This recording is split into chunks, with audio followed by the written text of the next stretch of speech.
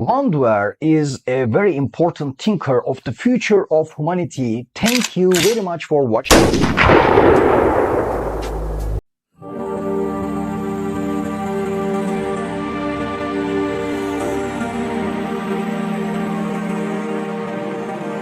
And welcome to my second video. Ezedip Cansever, a poet in Turkey, said, "This childhood is like the sky. It's not going anywhere."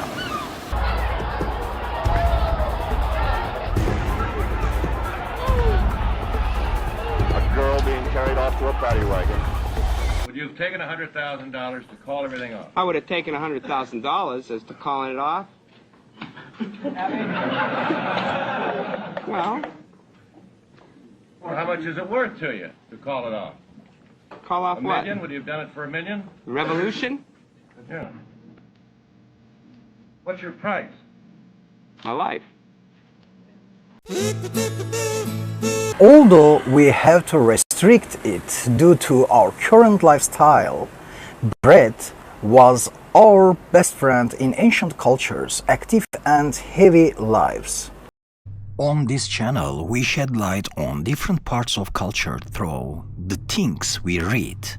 Today, we can only overcome corrupt governments and their control over society with a conscience that is filled with knowledge. A mind filled with knowledge is not enough. I'm using the word conscience on purpose. In a world owned by capitalist dictatorships and giant companies, the only way to escape this trapped feeling is to recreate life. And this requires awareness. Welcome to Metropolitan Dervish. Now, let's move on to our topic.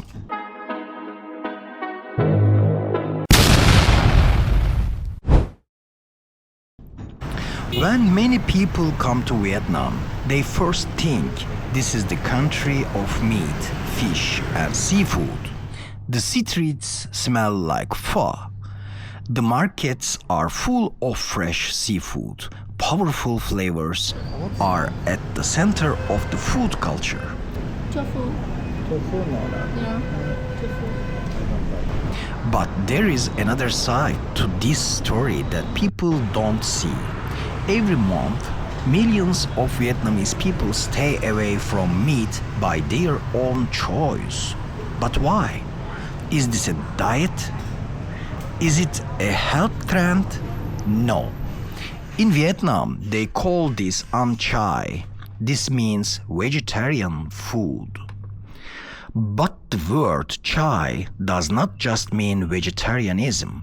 It also means vegan eating. Hello, thank you. Wonderful vegan restaurant, vegetarian restaurant. Thank you very much. Thank you very much. The pronunciation is like chai, and eating chai in Vietnam is very different from the classic idea of vegetarianism in the West. Here, it is not just a personal choice that someone makes for their own body. This is also a belief, a tradition, a social ritual.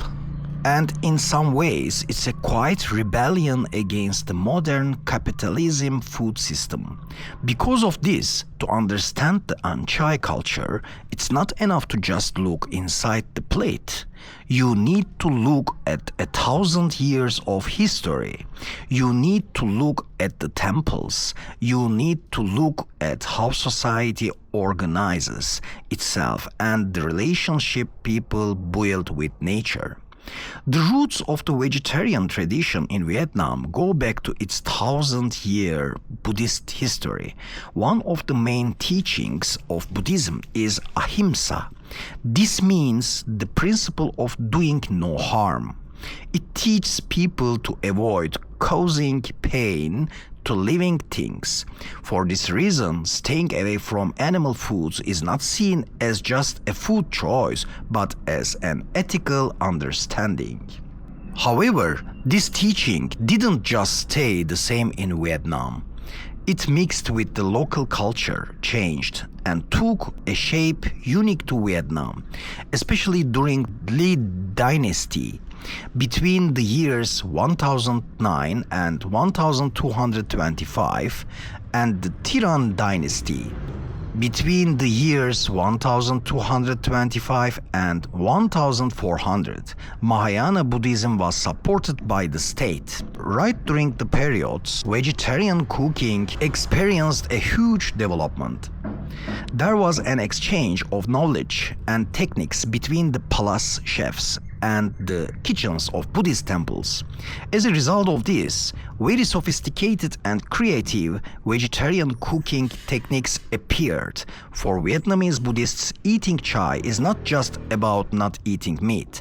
This is also the practice of to be, which means compassion. It's a philosophy of life. The Vietnamese word for this is triet hoc. Not eating meat is not seen as just a physical behavior. It's a part of spiritual cleaning and the process of cleaning karma.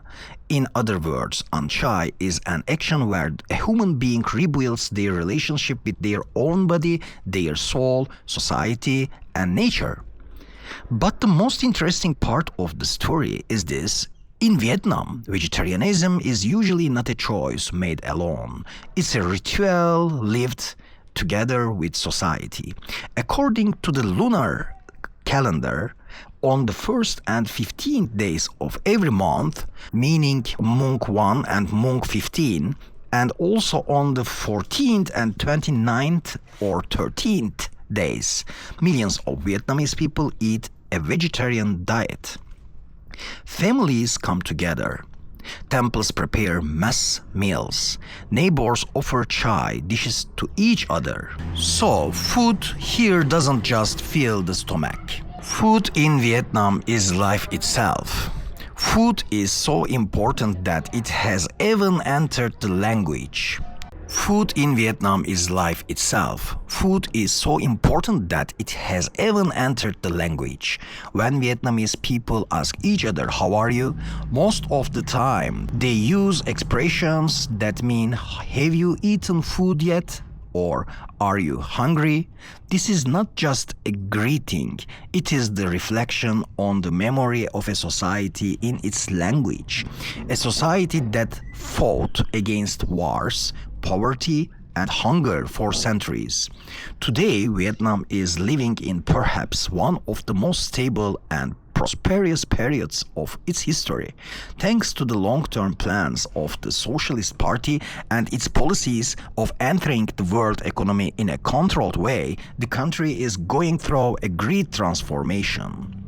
This transformation is not presented as a growth model that heavily exploits the people or builds itself on the resources of other regions, like in classical capitalist development models. Instead, it is presented as a different path within its own historical conditions, trying to protect state planning, cultural values, and social balance. This approach creates a structure that fits well with the solidarity, culture, and religious rituals of Vietnamese society.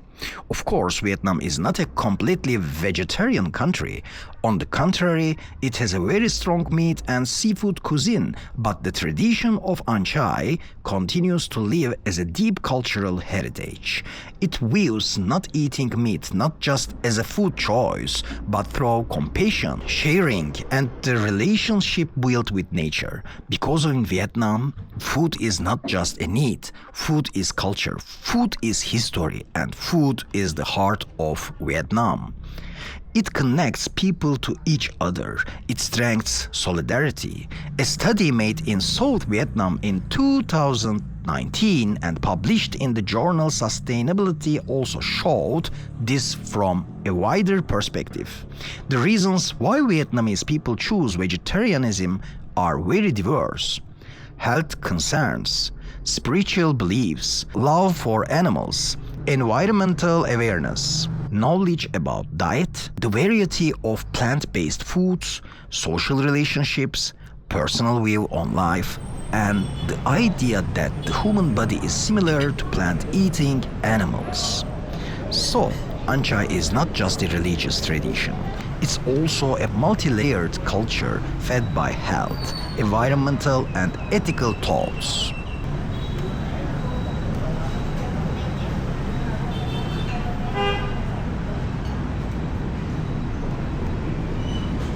But there is a very important difference here. In the West, veganism usually stands out as an individual identity and lifestyle choice. In Vietnam, however, An Chay is much more of a collective tradition and a social practice. So, what do we see when we look at the table? Just vegetables? Definitely no. The vegetarian cuisine of Vietnam is one of the most creative cuisines in the world. Watch video, like watch YouTube video, okay? An Chay, which means vegetarian rice, Po Chay, which means po made without using meat, Ban Mi Chay, which means vegetarian Vietnamese sandwich. These are not just dishes where meat is removed. Actually, they are recipes that are completely redesigned. In fact, there is a very interesting tradition in Vietnamese cuisine. They call this An Chay Gia Man. This means food that looks like meat but is completely plant-based. These dishes are made from tofu, gluten, mushrooms and different plant proteins. Their appearance and textures look like meat, chicken or seafood. So, why do people make plant-based foods to look like meat? There are few reasons for this. First, it allows vegetarian people not to feel left out at traditional tables. Second, especially during holidays, it makes it possible to stay away from real animal meat while keeping the culture and symbolic place of meat. And third, it shows the technical skill and creativity of Vietnamese cuisine. The same situation is true for fish sauce, which is one of the most basic ingredients of Vietnamese cuisine. Even for fish sauce, known as Ngoc Mam, plant-based alternatives called Ngoc Mam Chai have been developed. This means tradition is not destroyed. It's kept alive by being transformed. But a bigger story starts here. Why people consume more meat every passing day in the modern world.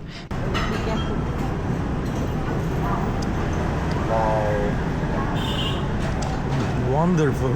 Is this really natural development, or is it a habit created by economic systems? The 2018 study by Norwegian sociologist Arne Hansen focuses exactly on this question. According to Hansen, after the Doi Moi, meaning renovation reforms that started in 1986, Vietnam entered a strong process of meatification, becoming a meat-centered society.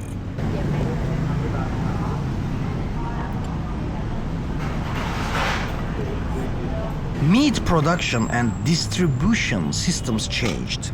Traditional dishes started to include more meat.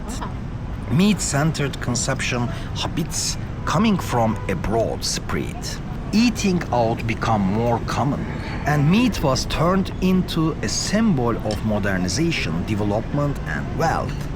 According to this perspective, the huge increase in meat consumption is not just the result of people naturally wanting more meat. At the same time, it's a transformation shaped by capitalist development and the market order. At this exact point, An Chay stops being just a way of eating. It becomes an alternative. It becomes a different understanding of life standing against the capitalist food industry. Many An Chay, meaning vegetarian restaurants in Vietnam, appeared around the temples. Many of them are run by families or religious communities. The goal is not just maximum profit. The goal is to share, to serve, and to keep spiritual values alive. These restaurants also create a different food network that supports local producers and stays outside the industrial animal farming system. A section called Vegetarian Ethics and Politics in Late Socialist Vietnam in the book Ethical Eating in the Post-Socialist and Socialist World, published in 2018, points to a similar point, different from the market-centered ethical consumption understanding in the West.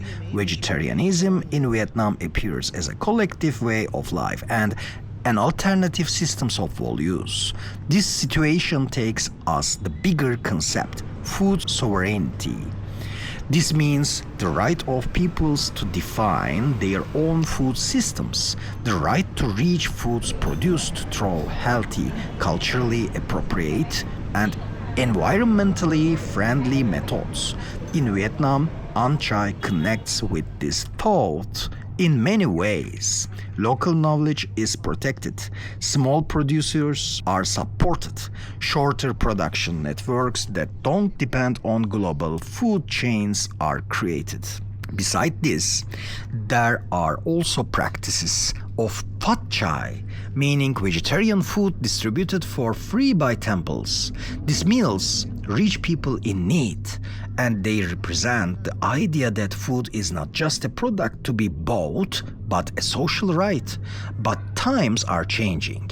Global vegan movements, animal rights struggles, and environmental awareness are making An Chay culture popular again, especially among young Vietnamese people. But there is another side to this as well.